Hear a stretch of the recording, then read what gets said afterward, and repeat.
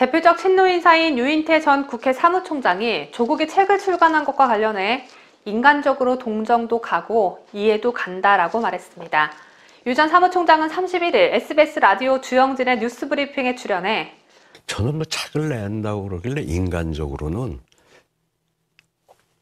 정말 과도한 영향을 받았고 온 집안이 풍비박산이 났잖아요. 부인이 배우자가 부인뿐만 아니라 딸도 뭐 지금 의사도 쫓겨나게 생기고 이런 식으로 풍비박산이 났는데 저는 뭐 조국 전 장관에 대해서 방송에서도 전에도 본인은 좀 부끄러워해야 된다고 얘기는 했습니다만 이게 저런 책이라도 써서 좀 자기 목소리를 좀 내지 않으면은 아마 그 식구들 잘못하면 전부 우울증 내지는 무슨 정신 질환이라도 걸릴 것 같아서 인간적 동정도 가고 이해도 가요.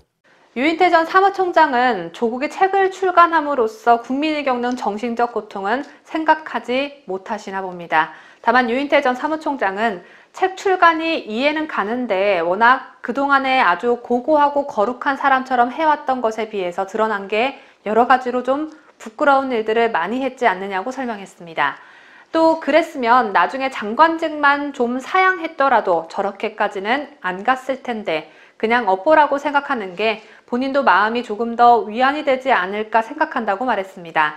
하지만 조국은 절대 업보라고 생각하지 않고 자신의 법무부 장관 인사청문회에서 의혹을 제기한 당시 미래통합당 의원들과 수사에 돌입한 검찰 탓만 주구장창 해댈 것으로 보여집니다. 더불어민주당이 김오수 검찰총장 후보자 인사청문 경과 보고서를 국민을 무시한 채 단독으로 채택했습니다. 문재인 정부 출범 이후 야당 동의 없이 강행 처리한 33번째 장관급 이상 인사입니다. 김오수는 이미 아들의 공기업 부정채용 의혹으로 고발을 당한 상황인데 김오수가 검찰총장이 돼서 또 어떤 논란을 자초할지 앞으로 기대가 큽니다. 더불어민주당은 31일 지들 단독으로 국회 법제사법위원회 전체 회의를 열고 국민의힘 법사위원들이 불참한 가운데 김오수 후보자 청문보고서 채택권을 단 3분 만에 도깨비 방망이처럼 뚝딱 의결했습니다. 의사일정 제1항 검찰총장 후보자 김오수 인사청문 경과보고서는 배부에 드린 안에 오늘 의결하는 경과보고서 채택의 회의 경과를 추가하여 채택하고자 하는데 이의 있으십니까? 예, 없으시면 가결되었음을 선포합니다. 국민의힘 법사위원들은 이날 오전 국회 소통관에서 기자회견을 열고 민주당은 정권 비호, 검수완박 목적 달성을 위해 보고서 채택을 강행한 것이라며 애초부터 청와대와 민주당은 인사청문회를 요식행위로밖에 생각하지 않았다고 강하게 반발했습니다.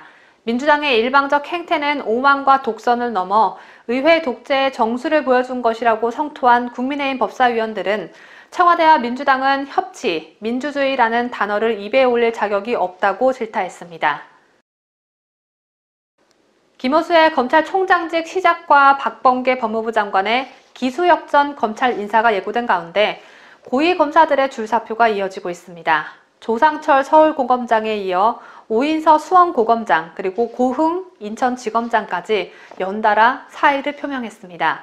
나보다 아래 기수들이 정권의 충견 노릇을 했다는 이유로 치고 올라가고 김오수가 검찰총장이 되면 검찰의 명예가 또 얼마나 더럽혀질지 가늠이 되기 때문에 이런 줄사표 사태가 일어나고 있는 것이죠.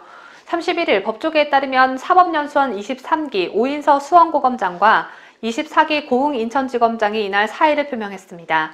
고검장급에선 지난 28일 조상철 서울고검장에 이어 오 고검장이 두 번째입니다. 오인서 고검장은 이날 금일 법무부에 사직서를 제출했다며 자리를 정리할 때라고 판단했다고 밝혔습니다. 그러면서 소신을 지키며 책임감 있게 일해온 대다수 동료와 후배들에게 경의를 표하며 물러나고자 한다고 덧붙였습니다. 오 고검장은 지난 3월부터 김학의 전 법무부 차관 불법 출국 금지 의혹을 지휘해온 인물입니다. 오 고검장은 김 전 차관 사건을 정치적 외압에 휘둘리지 않고 소신 있게 처리해왔다는 평가를 받고 있습니다. 오인서 고검장의 사의 표명에는 법무부의 인사정책에 대한 반발을 포함해 대검찰청이 김학의 불법 출금 사건에 연루된 이광철 청와대 민정비서관에 대한 기소 판단을 미루는 것에 대한 항의가 담겼다는 의견이 지배적입니다. 실제로 김학의 불법 출금 사건을 수사하는 수원지검은 지난 13일 이광철 청와대 비서관을 기소하겠다고 대검에 결재를 요청했지만 대검은 2주 넘게 결정을 미루고 있습니다. 이광철을 기소해야 마땅한 사건인데 대검이 이를 받아주질 않으니 검사로서 얼마나 큰 자괴감이 들었을까요? 같은 날 사의를 표명한 고흥 인천지검장도 떠날 때가 됐다고 생각한다면서 사표를 제출했습니다. 법조계 안팎에선 고 지검장 역시 박범계의 검찰 인사에 반발해 사표를 낸 것이라는 반응이 나옵니다. 한 검찰 출신 변호사는 박범계 법무부 표 검찰 인사가 고 지검장의 사퇴 배경으로 보인다며 오 고검장과 고 지검장 외에도 인사 발표가 나오기 전까지 사퇴하는 인물이 더 나올 수 있다고 내다봤습니다. 현재 고검장 및 검사장급 공석은 오 고검장과 고 지검장이 사퇴해 11자리로 늘어났습니다. 공석이 된 자리엔 박범계가 본인 입맛에 맞는 검사들만 골라 채워 넣을 것으로 전망됩니다.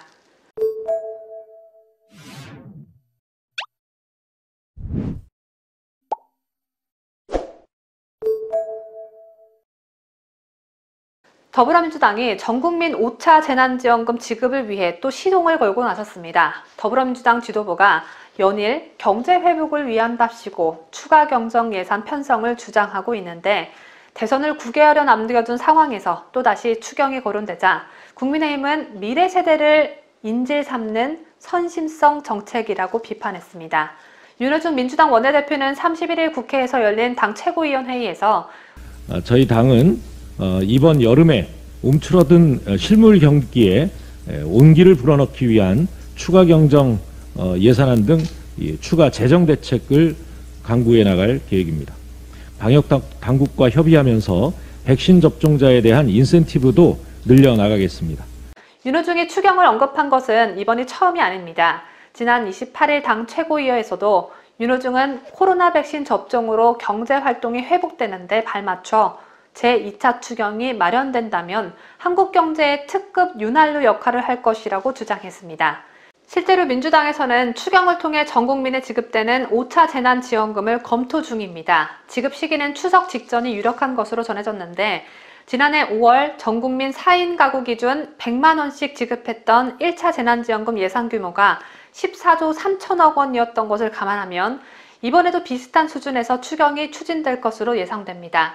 민주당은 21대 총선 직전인 지난해 3월 1차 재난지원금 지급을 공식화했고 지난 4.7 재보궐선거 직전에는 19조 5천억 원 규모의 4차 재난지원금을 지급한 전례가 있죠.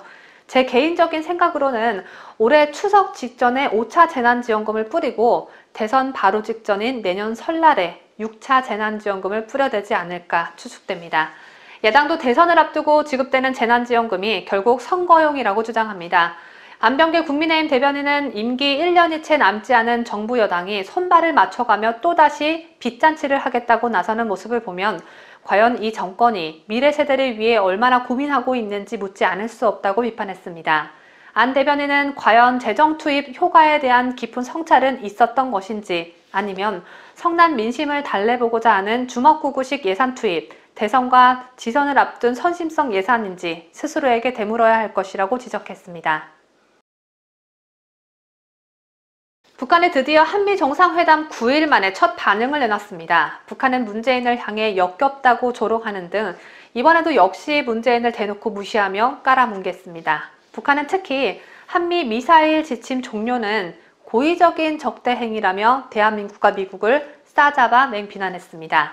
대남 대미 압박 공세를 계속 이어나가겠다는 것이죠. 다만 김여정이나 최선희 외무성 제1부상 등 고위급이 아닌 국제문제평론가 명의 발표를 앞세워 일단 대화의 판은 깨지 않겠다는 뜻도 내비쳤습니다. 조선중앙통신은 31일 김명철 국제평론가 명의의 무엇을 노린 미사일 지침 종료인가라는 제목의 글을 보도했습니다. 김명철은 최근 한미 정상이 미사일 지침 종료를 선언한 사실을 거론하며 탄도 중량 제한을 해제한 것도 모자라 사거리 제한 문턱까지 없애도록 한 미국의 처사는 고의적인 적대 행위라고 했습니다. 이어 이것은 미국이 매달리고 있는 대조선 적대시 정책의 집중적인 표현인 동시에 파렴치한 이중적인 행태를 스스로 드러내는 산 증거라고 비난했습니다. 김명철은 또 미사일 지침 종료 사실을 발표한 문재인을 향해 그 비루한 꼴이 실로 역겹다고 조롱했습니다. 비루하다라는 건 행동이나 성질이 너절하고 더럽다라는 뜻인데 북한이 문재인에 대한 평가 하나는 참 정확하게 하는 듯합니다. 하지만 서 국방부 장관은 저와는 다르게 매우 부적절한 언행이라고 생각한다며 유감을 표했습니다. 서 국방부 장관은 31일 북한이 한미 미사일 지침 종료를 이유로 문재인을 겨냥해 역겹다라고 비난한 데 대해 국가 원수에 대한 예의 없는 언행에 대해 유감스럽게 생각한다고 밝혔습니다. 서욱 장관은 이날 국회 국방위원회 전체회의에서 강대식 국민의힘 의원이 북한의 대남 비난에 정부가 침묵한다는 지적에 매우 부적절한 언행이라 생각한다면서도 다만 저도 한 나라의 국방을 책임지는 사람으로서 북한의 국제문제 평론가 수준에서 한 얘기를 제가 대응하는 게 적절치 않다고 생각한다고 덧붙였습니다. 이런 가운데 김기현 국민의힘 원내대표가 청와대가 나타내야 할 반응을 대신 나타냈습니다. 김 원내대표는 문재인을 역겹다라고 표현한 북한의 사과를 요구하고 나섰습니다. 김기현 국민의힘 대표 권한대행 겸 원내대표는 31일 자신의 SNS에 대한민국 국민이 선출한 대통령을 상대로 역겹다니요 라며 저급한 용어를 논평이랍시고 남발하는 북한은 역시 비정상적인 세습 독재 국가일 뿐이라고 비판했습니다.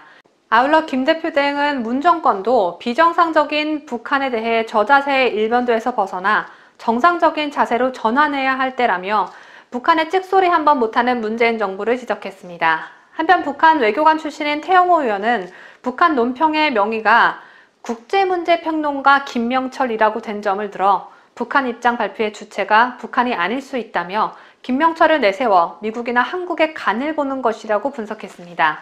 같은 날 태 의원은 자신의 SNS에 글의 전반이 미국 바이든 행정부에 대한 정책적 비판이 방점에 찍혔고 문 대통령에 대한 감성적 비난은 과거에도 쉽게 바뀌었다면서 적어도 바이든 행정부가 싱가포르 합의 연속성 차원에서 8월 한미 연합훈련 중단까지 지켜보고 최종 입장을 정립하려 할 것이라고 전망했습니다. 아스트라제네카 코로나 백신의 가장 큰 부작용은 피떡이 생기는 혈전으로 알려져 있죠. 하지만 우리 보건당국은 혈전을 일반 혈전과 희귀 혈전으로 나누고 일반 혈전 부작용이 나타난 백신 접종자들은 피해 사례로 인정해주지 않고 있습니다. 이런 가운데 희귀 혈전증 사례가 국내에서 처음으로 확인됐습니다. 피해자는 지난달 말 아스트라제네카 백신을 접종한 30대 남성입니다. 31일 코로나 예방접종 대응 추진단에 따르면 국내 첫 혈소판 감소성 혈전증 사례는 취약시설에 종사하는 30대 초반 남성에서 확인됐습니다. 이 남성은 지난달 27일 아스트라제네카 백신을 접종했는데 첫 이상 증상은 12일이 지난 이달 9일 오전에 나타났습니다. 이 남성은 심한 두통이 있어 병원을 찾아 치료를 받았는데도 호전되지 않았고 이로부터 사흘이 흐른 이달 12일부터는 경련까지 동반돼 입원했습니다. 입원 후 진행한 검사에서 의료진은 뇌정맥 혈전증과 뇌출혈, 뇌전증을 진단했습니다. 이를 바탕으로 이달 27일 의료기관에서 사례자의 이상 반응을 당국에 신고했고 추진단이 30일 혈액응고장애 자문단 회의를 열어 해당 사례를 검토한 결과 혈소판 감소성 혈전증에 해당한다고 판단했습니다. 정은경 질병관리청장은 희귀부위라고 하는 뇌정맥동에 혈전이 생겼고 혈소판 수치가 1마이크로리터당 15만 개 이하로 감소해 임상적인 기준에 적합했다고 희귀혈전을 인정했습니다.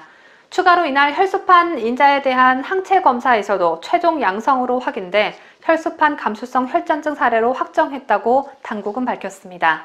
국내에서 그간 접종 후 혈전이 확인된 사례는 많았지만 당국이 혈소판 감소성 혈전증 TTS로 인정하고 아스트라제네카 백신을 원인으로 결론 내린 건 처음입니다.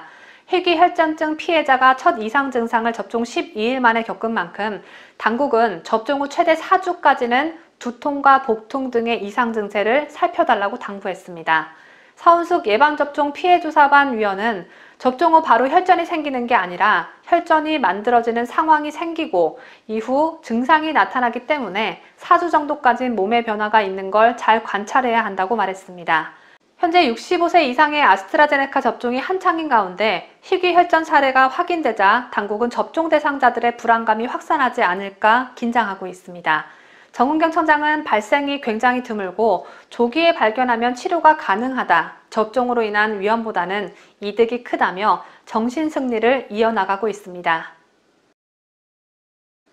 한강에서 숨진 채 발견된 중앙대학교 의과대학 1학년 손정민 씨의 부친 소년 씨가 SBS 그것이 알고 싶다 방송이 편집을 거치면서 원래의 의미가 소실됐다며 속상함을 토로했습니다. 손 씨는 31일 자신의 블로그에 아들과 실종 당일 함께 술을 마셨던 동석자 A씨의 휴대전화 메신저 대화 내역을 공개하면서 그것이 알고 싶다가 짧게 편집하다 보니 원 의미가 소실된 느낌이라며 안 중요한 증인은 엄청 오래 보여주고 쓸데없이 재연도 많이 하면서 이깟 톡은 다 보여주면 안 되는 건지 라고 아쉬워했습니다. 손정민 씨가 죽음에 이르게 된 장소로 나가기까지 상황이 담긴 카톡 대화 내용은 내보내지 않으면서 사건 해결에 중요하지 않은 증인의 주장만 강조했다는 것입니다. 손 씨는 또 그것이 알고 싶다 방송분에서 일부 자막에 오해를 불러일으킬 수 있는 오류가 있었다고 지적했습니다. 손 씨는 아래 자막에서 정민이는 우리 정민이가 아니다. 다른 친구 땡땡이가 있는데 의도적인지 실수인지 정민이로 자막이 나왔다며 마치 둘이 술 마신 적이 있고 우리 정민이가 뻗었는데 동석자 A가 정민이를 챙겨준 것처럼 오해하게 되어 있다고 설명했습니다. 손 씨는 그것이 알고 싶다 방송에 등장한 동석자 A씨 가족과 관련해서도 A씨의 부친이라고 오해할 수 있는 소지가 있다고 거듭 설명했습니다. 손 씨는 방송을 보는 시청자들이 이분이 A 부친이라고 착각한다. 이분은 A 부친이 아니다라며 그러니까 A씨 가족이라고 했죠. A를 대표하는 것은 부친도 아니고 누구인지 짐작가는 친척이라고 전했습니다. 저도 자막을 자세히 보지 않았더라면 인터뷰에 응한 남자가 동석자 A씨의 아버지인 줄 착각할 뻔했습니다. 그것이 알고 싶다가 손정민 씨 사망 사건을 다룬 의도가 무엇인지 참 의심스러운 상황인데 아들과 마찬가지로 중앙대 의대 출신으로 알려진 동석자 A씨의 아버지는 본인 자식에 대해 그렇게 떳떳하다면 본인이 직접 나와 인터뷰를 했으면 됐을 텐데 왜 다른 남자 가족을 대신 출연시켰는지 그 부분도 참 이해가 되지 않습니다. 한편 경찰은 31일 오전 환경미화원이 습득한 동석자 A씨의 휴대전화를 제출받아 조사를 진행했습니다. 손정민 씨 실종 당일 사라진 동석자 A씨의 휴대전화는 손 씨가 숨진 채 발견된 지난달 30일 이후 한 달 만에 모습을 드러냈습니다. A씨 휴대전화를 습득한 환경미화원은 휴대폰을 공원 잔디밭에서 주워 2주가 넘도록 보관했던 것으로 알려졌습니다.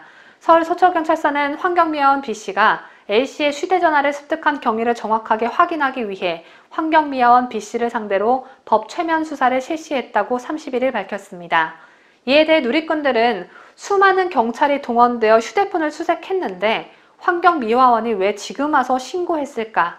자기가 가지려고 숨겼으면 신고 안 해도 되고 문제가 있을 것 같으면 소각 처리해버려도 됐는데 미스터리네요. 한심한 경찰이네. 한강 밑을 며칠이고 수색만 할 게 아니라 당연히 환경미화원들 상대로 분실물 습득 여부를 먼저 파악했어야지. 저런 경찰을 믿고 어찌 검찰 수사권을 넘기겠나 등의 반응을 나타내며 개탄스러움을 금치 못했습니다. 뉴스데일리 베스트는 구독자 여러분의 소중한 구독료를 운영합니다. 여러분의 자발적 구독료 참여를 기다립니다.